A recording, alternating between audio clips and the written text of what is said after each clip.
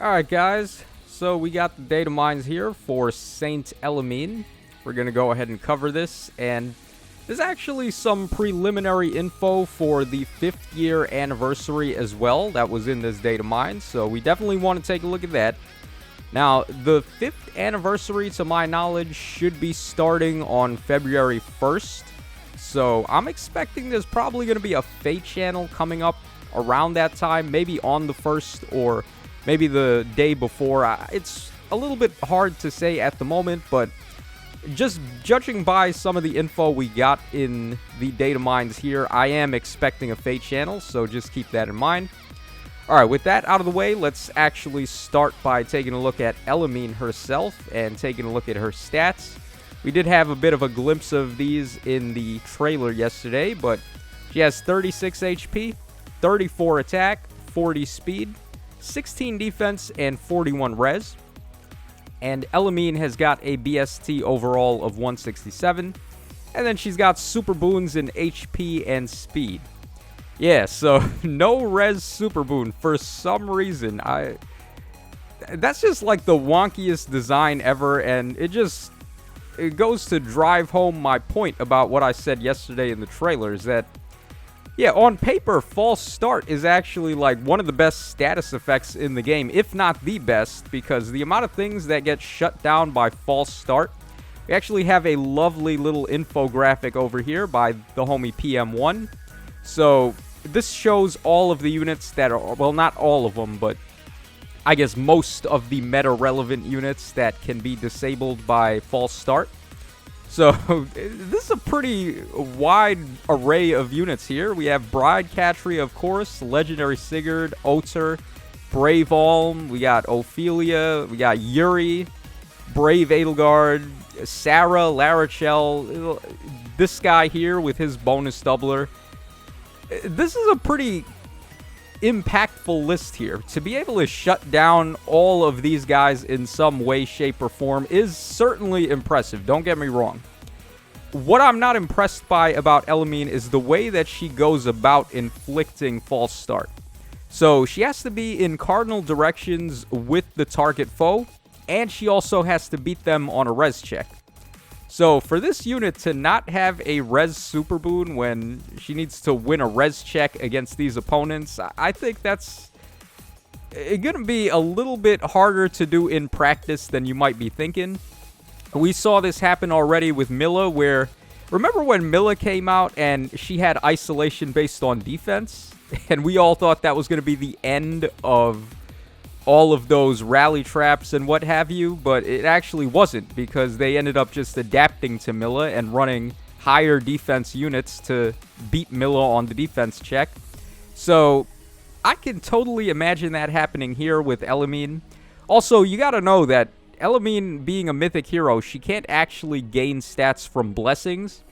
So, for example, Mirabilis grants the res blessing in Anima Season. So if you were to run like 2 copies of her on the team, that's already plus 10 res to any of your guys that you're not going to be able to match with Elimine. So just keep all of these things in mind. False Start is absolutely bonkers, but Elimine herself, I don't think I'm too impressed by her and the way that she inflicts it. She is definitely a solid unit, though. Don't get me wrong. She's one of the better Astra Mythics for sure. And if you manage to pull her, then she's amazing. All I'm saying is I don't think she's a must pull. And I also don't think she's going to be like the end of units like Bride, Catria, and whatnot. It can still get False Start, if you inflict it, can still get removed by stuff like Kia Staff and Odd and Even Recovery. So it's not like it's the end-all, be-all solution to all of these problems. Just be aware of that, guys, before you decide to summon for Elimine. Okay, so let's go ahead and move on now to the 5th anniversary stuff that we have coming up on the horizon. So over here, we see that the 5th anniversary part 1 will be starting on the 1st of February, like I said, and it's going to end at the 1st of March. So we're getting 10 tickets for an unknown banner listed as Trial Summon Legend. That's very interesting to me. The title here, Trial Summon Legend, like, That does not sound like a Hero Fest to me, which is usually where we get tickets for. So, could this be like some kind of legendary banner with legendary heroes on it that we're getting tickets for? It would be pretty interesting, especially now that we're getting remixes for the older heroes. I think this could actually be pretty cool, but we'll have to wait and see. We're also getting refining stones and 90 dragon flowers of every color. Okay, part 2 over here. This is more quests, I guess. So, part 1, part 2 quests. These are all going to show up on the same day. So, we get 5 orbs, 55 divine dues, 190 divine codes part 2, 200 aether stones, and 20 sacred coins. And there's also going to be anniversary special maps that give out 12 orbs in total. So, 6 maps with 2 per one. They have 2 separate difficulty settings of normal and hard, and you beat both and you're going to be able to get all those orbs there. So very nice stuff. And then we have a Bound Hero Battle rerun for Fallen Ike and Fallen Julia. You're going to be able to get a whole bunch of other orbs there, so that's nice. We got these 3 hero quests for Effie, Cordelia, and Perry. Pretty easy for me. I have Effie and Cordelia at plus 10. I haven't really used Perry at all, but I'll figure out a way to make it work. Just run Surtur with Sinmara to let her get some easy KOs there. Okay, then we're also getting a Grand Hero Battle Party. So they're doing these reruns for the Grand Hero Battles. I always love when they do these, but sadly Yanfei ain't in here, so we're going to have to wait for him a little bit longer. Regardless, we're getting Oliver, Leon, Takumi, Fallen Takumi, Sias, the male Kana, and Julius as reruns for the Grand Hero Battle Party.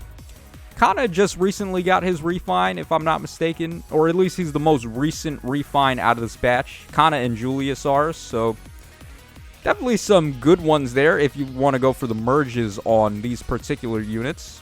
Sias also ain't too shabby because he has that, what is it, a Blade Tome effect, I believe, based on the debuffs on the enemy. And then he just has unconditional debuffs on his weapon for pretty good target radius. So Sias ain't too bad either. Alright, we're getting new gold accessories for the Mythic Saint Elimine battle, of course. Alright, and then some epithets here about Saint Elimine herself. Okay, so here are the images that show the tickets. We're only getting one type of ticket here, so as you can see, it has the number 1 in Roman numerals there. Usually they give out like 2 different types of tickets. Like this one here having 1, we would see 1 with 2, 1 with 3, and so on. But it looks like all of the tickets are going to be for only 1 banner, which is that unknown legendary something banner. Who knows what that's going to be, but I am still expecting there to be a Hero Fest as well, because there's no way they're going to do an anniversary without having a Hero Fest.